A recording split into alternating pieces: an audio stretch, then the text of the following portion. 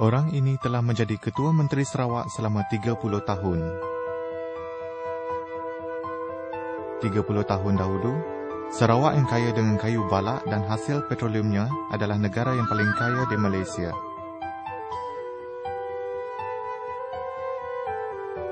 Hari ini, Sarawak telah menjadi salah satu negeri yang paling miskin di Malaysia. Apakah sebabnya?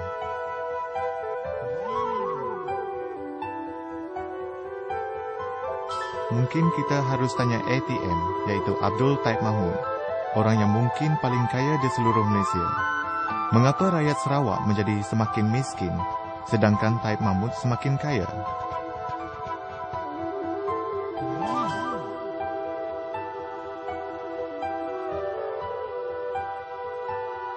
Mengikut Sarawak Report, Taib Mahmud memiliki beratus juta sehingga beberapa bilion US dolar. Dia memiliki hartanah sebanyak 80 juta US dolar di Kanada dan harta dia di London pula bernilai 60 juta. Ini adalah istana Taib Mahmud di Kuching. Dari mana dia mendapat kekayaan yang begitu banyak? Mungkin kita harus tanya CMS.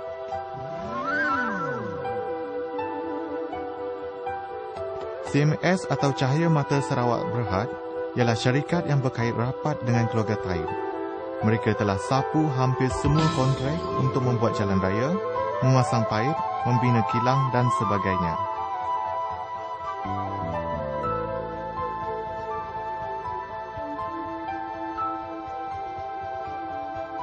Di bawah pemerintahan Taib Mahmud dan Barisan Nasional, hutan ditebang, tanah adat orang asal diceroboh, lalu diberi kepada toke-toke balak, syarikat-syarikat sawit serta CMS. Orang asal yang dijanjikan dengan pelbagai pembangunan dan manfaat semasa pilihan raya, akhirnya mendapati tanah adat mereka dirampas untuk mendirikan empangan. Mereka dipaksa berpindah ke tempat yang tidak ada tanah.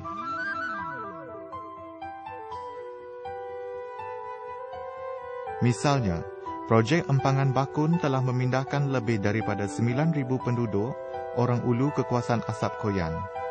Kini, mereka tidak dapat menanam padi, tidak dapat memburu dan menangkap ikan. Budak-budak tidak dapat ke sekolah kerana tidak mampu membayar tambang. Taib Mahmud mengawet keuntungan melalui konsesi balak, tanah dan ladang sawit. Kebanyakan projek dimiliki oleh ahli keluarganya dan kroni-kroni Barisan Nasional.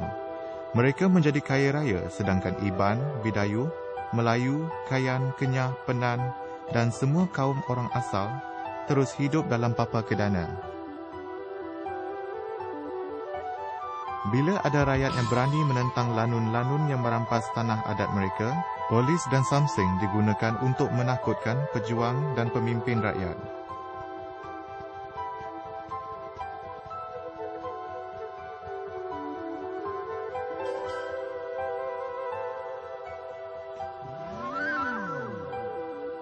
Pemerintah Sarawak sekarang sudah dirasuk oleh tamak.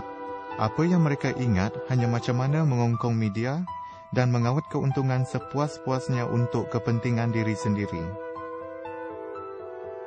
Sumber asli dan kekayaan Sarawak akan pupus sama sekali dalam 10 tahun lagi atau kurang, sekiranya rakyat terus membenarkan lanun-lanun ini terus menyamun dan merampas. Saat untuk berubah sudah tiba.